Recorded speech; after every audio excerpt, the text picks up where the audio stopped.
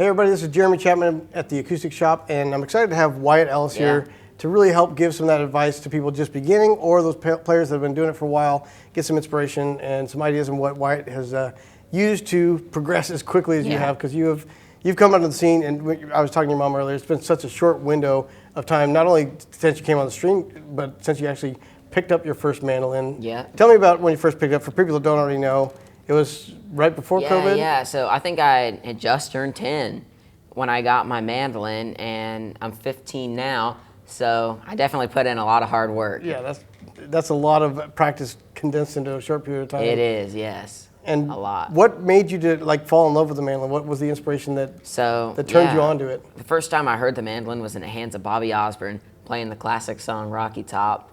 Then soon after that, I heard Bill Monroe, the Stanley Brothers, all the greats, Frank Wakefield, Sam Bush, everybody. Yeah, I think that's something that I was always really impressed with you, is you came to the mandolin from really the founding fathers of mandolin, and a lot of people nowadays are coming more from the progressive side.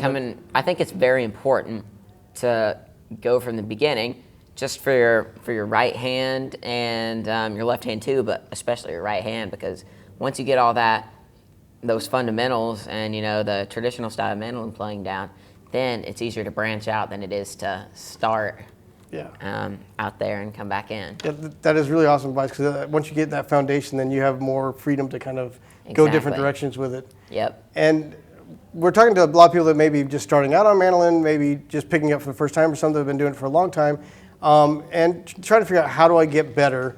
And I'm going to kind of let you talk about it, but from my point of view, you guys came out to a camp that we put on in, I think, 2021, and what really stood out to me is how much you would absorb from each one of the instructors there. Like, you really tried to soak in as much information from as many different instructors as you possibly could. Yeah, and I talked to Danny Roberts about that, and David Harvey. They all said you would just sit around and try to learn as much as you can. So exactly. What made you approach it that way?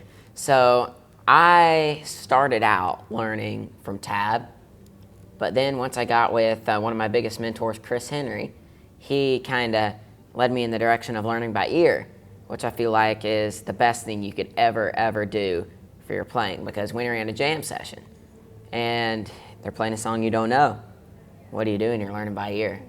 And if you're in practice at learning by ear, everything's just so much easier. Yeah.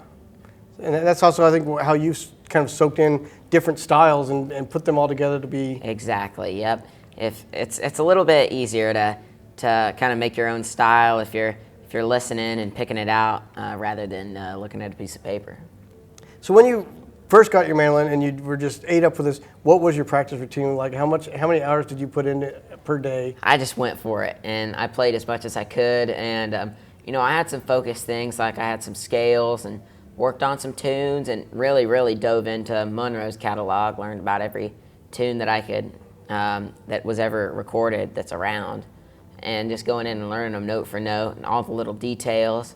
And that's what I mean by... Were you slowing it down? And yeah, slowing it down and getting it exact, like, just spending a day or two on one tune, getting it perfect. And that's kind of how the right hand foundation comes into play, because you have all these Monroe tunes, with that...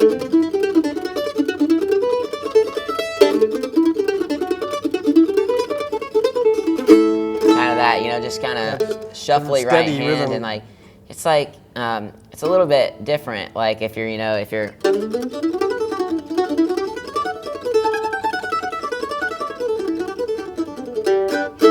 coming from that direction and trying to learn the shuffle. But once you get that like right hand just like really moving with that traditional bluegrass, you can play whatever you want. So how early did you get outside assistance? So you said Chris Henry was one of your first. Yeah. I know you were picking it out by ear for a little while. How early into your playing did you go and get some actual hands-on training from somebody outside of yourself? So I started doing some lessons locally and learning from tab and stuff. But then the pandemic came and it all got shut down, went to Skype. And I started working with Christopher Henry and David McLaughlin. They put on these Monroe-style mandolin workshops. And that's where I really dived into the Monroe tunes and started learning by ear. So that's when my playing really exploded. And that was within that first year of your first year or two, yeah. And how did, I know you got endorsed by David Harvey and Gibson really early on. How did Yeah. David come across you? Oh man, he's just the nicest guy, and he's very, very supportive. And this mandolin this is the first mandolin I got from them, and it's one of my favorite mandolins. It's just so awesome. And how did that change your approach? Like when somebody like Gibson, the legendary Gibson, says, "Hey, we recognize something in you, and we want to give you this mandolin," did that inspire you to practice even more? It was just so awesome. I was like, man, now I really got to practice, you know. And I think they're making some amazing mandolins right now. Just some of the best they've ever made. I would totally agree with that. And then your mother would take you to a lot of different camps. I talked to a few really good instructors that would say, yeah, Wyatt was at this camp, he was at this camp. So you guys kind of went out and just immersed yourselves in mandolin instruction for a while, correct? Exactly, yeah. Just like I said, soaking it all up, trying to make my own style out of anything that I could pick up on. And I think that's essential. The more influences you can get, and then you're able to kind of put together your favorite parts of them and create your own style, which you've done an excellent job with. And then more recently, you teamed up a lot with Sierra Hull and coming out with your own album. Yeah, I did an apprenticeship with her as well, and she gave me a lot of great tips. But my record, her and Justin helped so much with that, and she recorded on Grassy Cove. Justin produced the whole thing, and just really happy they could be a part of it. Yeah, and when you get in the studio, that's almost one of those places where you come out on the other side a better musician because you have to focus on all those details. Yeah. I had never recorded before this project, but now I'm really excited to get back in there and pick and sing, you know. I bet. What you guys came out with that album they're producing and what you were able to put together and some of the songs you did together with Sierra and Justin, just blew me away when I first heard them. So congratulations on that. I can't wait for the next one for sure. I'm excited. So for somebody that's just starting out, what would be your first recommendation? What do you, like if somebody says, I was inspired by Wyatt Ellis, I want to pick up the mandolin, where do they begin? I think you go and study Bill Monroe as much as you can. A lot of people say they play like Bill Monroe, but a lot don't. Yeah. You can play, all those licks are good, playing all that stuff, but really when you get into the heart of Monroe, you actually are playing Monroe style mandolin at that point, and once you get that down, your right hand is going to be kind of trained into that smooth feel, and you can train on that, work on your speed and your technique and your tone and volume on the foundation, and then you can play like whatever you want. So when you were first learning to play by ear, was it a struggle for you to figure out what they were playing on the album? Yeah, a little bit, but I slowed it down, and I just, it's like they're playing this note, and you're like, where is that, Yeah, just hunting for it. Yeah. And you get to it eventually, and like, oh, I got that note. Then eventually you have the whole tune. And when you learn a tune, do you start with just like one small phrase and just learn that phrase over and over and then move on to the next one, or do you try to learn? Yeah, so like, I would go, it depends on the tune. Like if it's a, super simple tune, I'll do bigger chunks, but if it's more complex, I'll do smaller chunks. Like, for instance, that old Ebenezer Scrooge I was playing, if Monroe's playing,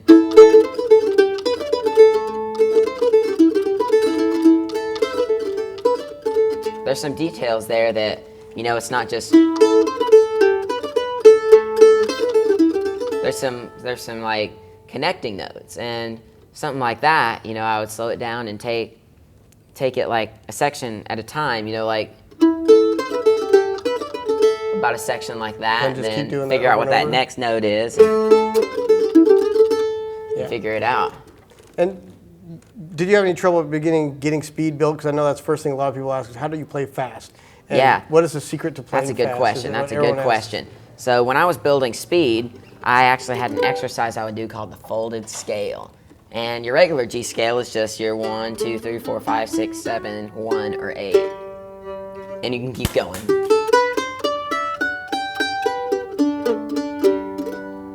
And then the folded scale actually takes that and every 3 notes you're repeating back. Yeah.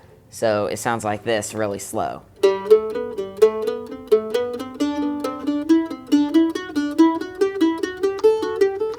can speed up, And eventually, I I got to like a point where I could, Yeah.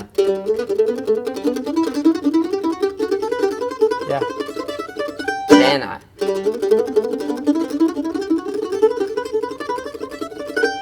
That's just the Yeah. over and over repetition of it that starts Exactly. to snowball and build up that speed. yep, getting as fast as you can and just keep playing it and work on your stamina. Like I would take Katie Hill and just like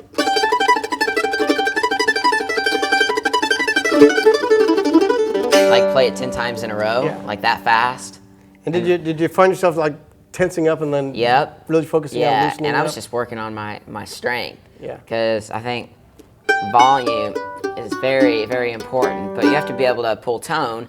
But if you're pulling tone and playing quiet, Doesn't help in a band situation too much. doesn't help. Yeah, so I think one of my big turning points was going from playing really quiet to learning to play with a little bit more volume and confidence. Yeah.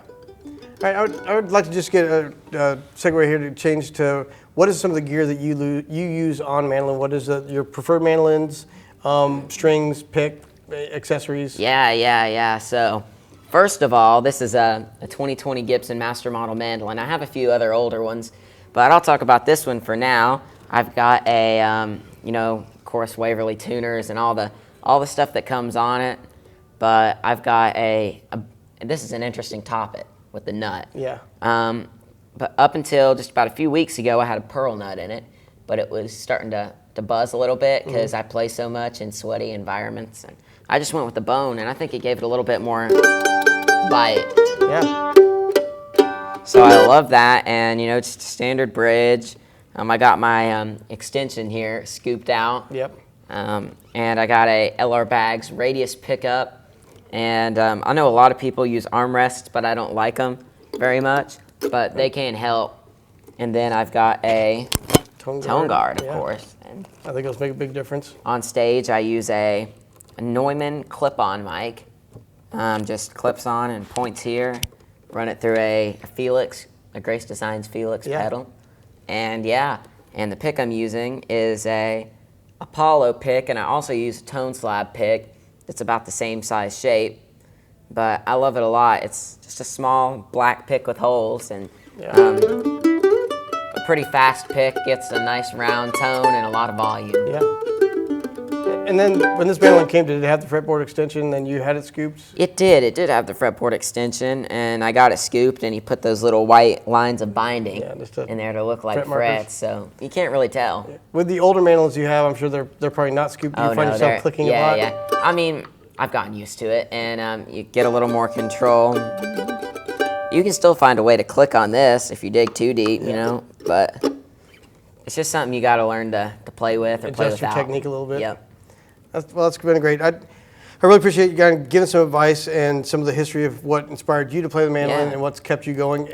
How is your practice technique now, or your practice routine different now than it was those first formative years when you couldn't put it down? Yeah, so my practice routine is not quite as intense. It should be, but I'm on the road a lot, and I'm playing a lot of shows, and I think just the best practice for me is just getting out there with my band and just really learning how to play in that setting. Do you still find yourself every now and then hearing a song that you're like, I've got to slow that down and learn it? Yeah, or you kind of moved on past that? Yeah, I've been studying a lot of jazz recently, and that takes some slowing down nowadays. I bet, And are you following a jazz mandolin player, or are you learning some jazz guitar? No, just jazz, everything, bebop, from that to just about anything I can get my hands on. I'm sure that's going to start showing up in your playing, and I can't wait to hear the influence of it. So that's awesome. Well, I really appreciate you taking the time. I know you guys have had a long IBMA already, and your fingers are probably already blistered and hurting, but I know a lot of people are looking at you as, especially a young person just getting into mandolin, to say, how do I do what Wyatt's doing? Yeah. And so I think it's very helpful to kind of hear directly from you what inspired you and what's kind of kept you going along the way. Hey, I'm Wyatt Ellis, and here's a few ideas for improving your speed. So the first one that I'd like to talk about is the folded scale, but first you need to know your regular G scale.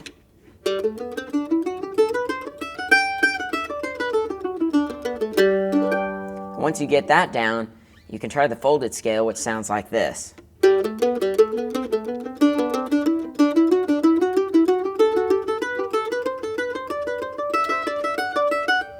Then back down. can keep speeding up as much as you want. Till someday you get it like this.